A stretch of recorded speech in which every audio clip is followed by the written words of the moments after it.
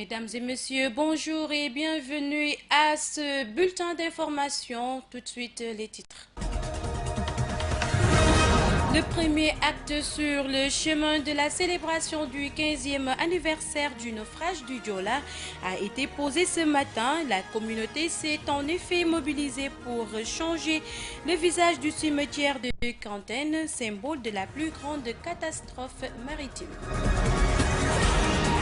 La coalition Benno Bokk Yakaar sur une corde raide à Ziguinchor. Le dernier remaniement ministériel a provoqué un réel malaise dans les camps de Robert Sagna, où l'hypothèse d'un départ de la dite coalition est de plus en plus agitée.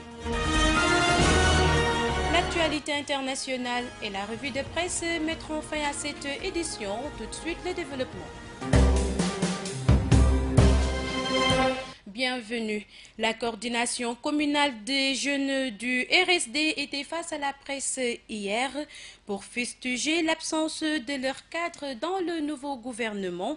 Ils invitent le patron de la coalition Benno Bokk Yakaar à rectifier le tir, sans quoi ils plieront bagage. Sissa Wokoli. C'est en s'inclinant devant les mémoires du professeur Amadou Tidiane Ba et du Politika que la coordination communale des jeunes du RSD a démarré son face-à-face avec la presse. À travers cette rencontre avec les journalistes locaux, ces jeunes ont fustigé l'absence des membres de leur parti dans le gouvernement Dionda. Dame Bey porte leur parole. Son parti qui est dans la coalition Benno Bokk Yakaar. Et aujourd'hui, après la formation de ce nouveau gouvernement, on ne s'est pas senti dedans. Aucun fils ni fille de la Casamance qui est de notre parti n'est dans le gouvernement. Donc nous pensons qu'aujourd'hui les compétences ne manquent pas dans notre parti pour être dans le gouvernement, mais également dans les autres structures de l'État pour en tout cas gouverner ce pays-là. Le président de la République, par ailleurs patron de la coalition Benno Bokk Yakaar, est invité par Dame Bey et ses camarades à rectifier le tir avant que ça ne soit trop tard. C'est-à-dire que la politique n'est pas une religion. Nous ne pouvons pas demeurer dans une coalition où notre parti jusqu'à présent ne bénéficie absolument rien du tout parce que notre parti aujourd'hui est appelé à gouverner. Donc aujourd'hui, quand on s'investit, c'est pouvoir occuper des postes de responsabilité pour pouvoir servir notre localité et jusqu'à présent, on ne se sent pas dedans. Par conséquent, aujourd'hui, nous sommes prêts à claquer la porte si rien n'est fait. Après 5 ans de compagnonnage avec le président de la République, le RSD est le seul parti politique parmi les alliés de l'APR à ne pas hériter de portefeuille ministériel si l'on en croit à la coordination communale des jeunes du RSD. C'est pourquoi ils ont demandé avec un ton dur à ce que le président de la République rectifie le tir, sans quoi le RSD ne sera plus membre de cette coalition au pouvoir.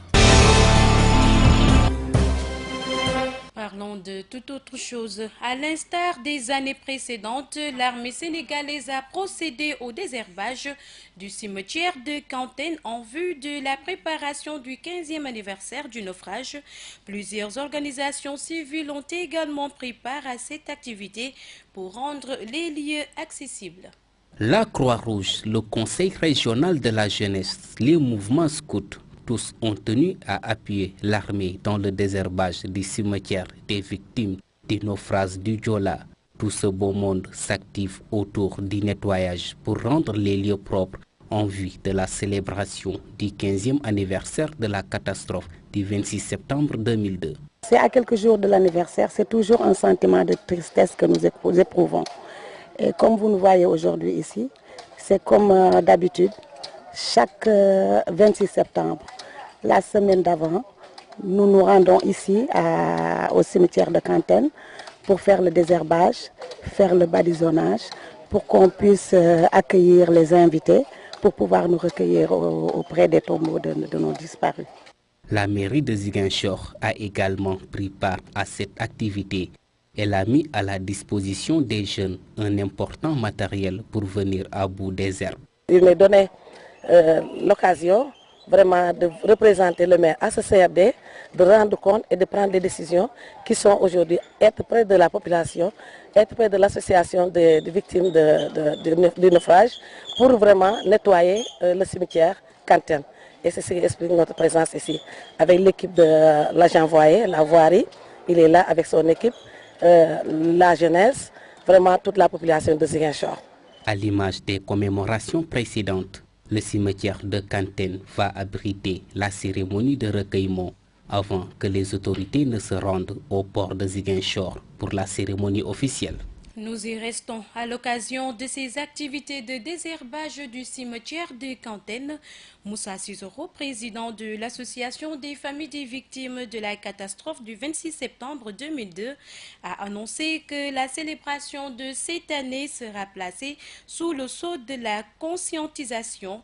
Il a également exhorté l'État à être beaucoup plus ferme pour les cas d'accident. Je crois que pour cette année, la particularité, l'accent sera mis sur la prise de conscience des Sénégalais. Parce que comme vous le savez, au lendemain du naufrage, près de 2000 victimes sont restées dans le bateau. Toute la nation sénégalaise était touchée par ce naufrage. Donc je considère qu'à partir de ce moment, les Sénégalais avaient pris conscience des dangers qui nous guettent dans le cadre de l'utilisation des engins que nous prenons. Mais malheureusement, quelques années après, les Sénégalais sont retournés à leurs vieilles habitudes, telles que l'indiscipline dans les transports, etc., etc. Donc je crois que cette année, nous allons encore mettre l'accent sur la prise de conscience des Sénégalais, pour que évidemment on évite que de pareilles situations ne se reproduisent. Parce que au-delà du Diola, nous avons considéré que la route a tué beaucoup plus que le Diola. Et fruit de l'indiscipline, de l'insouciance, de la cupidité. Donc nous estimons, en notre qualité de famille de victimes, d'éveiller les consciences, de sensibiliser les populations, les Sénégalais, pour que véritablement chacun prenne ses responsabilités pour qu'on ait au moins 0 accident. C'est pourquoi la particularité pour cette année, nous allons demander à ce qu'il y ait tolérance 0 par rapport aux accidents. Nous changeons de cap à présent et c'est pour nous rendre dans la commune de Niassia où les mouvements de jeunesse, les GIE et les AIC de la commune viennent de bénéficier d'un don en denrées alimentaires et des enveloppes de 40 000 francs CFA pour le maire de cette localité. L'objectif principal est d'accompagner les populations afin de participer à l'envol de leur terroir.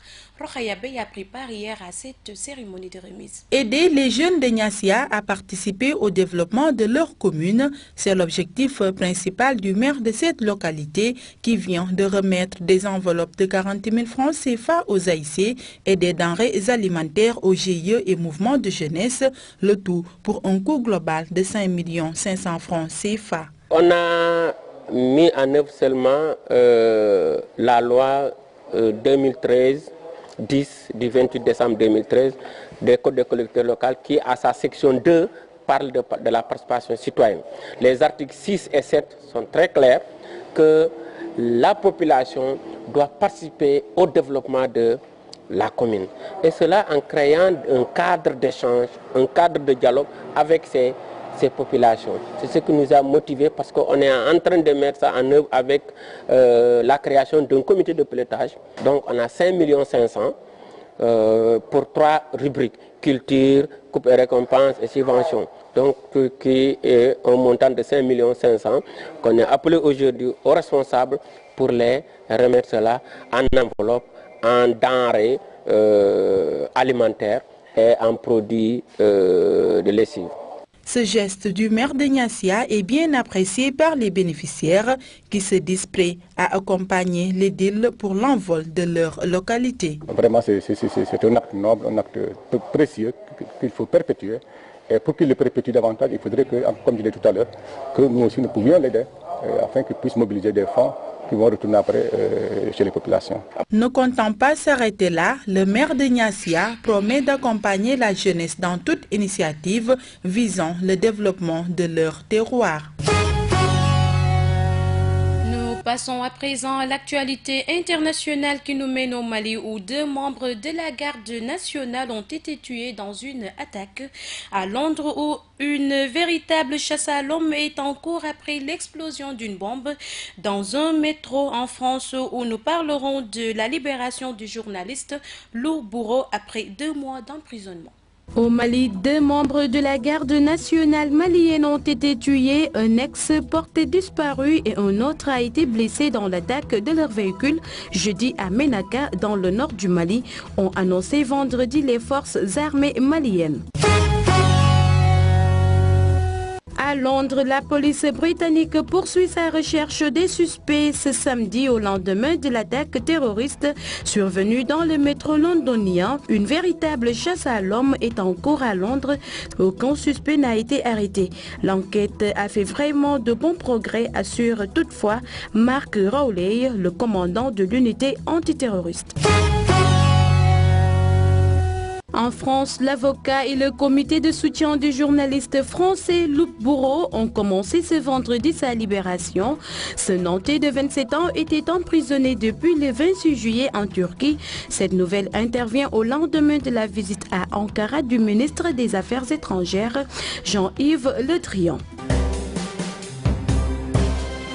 Voilà qui met fin à cette édition présentée par Eva Sagna. Merci à toute l'équipe technique et rédactionnelle de GMS FM, GMS.sn également. À mes auditeurs, nous vous retrouvons demain, même heure, même fréquence. Et d'ici là, portez-vous bien. Mais restez avec nous car tout se passe ici.